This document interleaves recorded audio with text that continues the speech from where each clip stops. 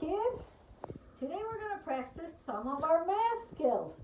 We're going to have dinner today, having pizza. Okay? We're going to make some fractions. Okay? So, I'm going to cut my pizza tonight. First, I'm going to cut it in half. You remember we did this in school one time? Okay.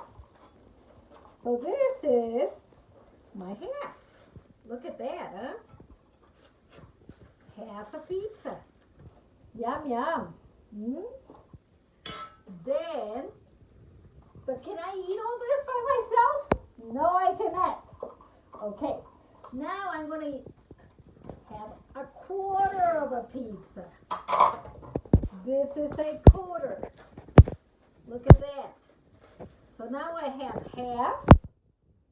I have a quarter. And now I'm going to make an eighth.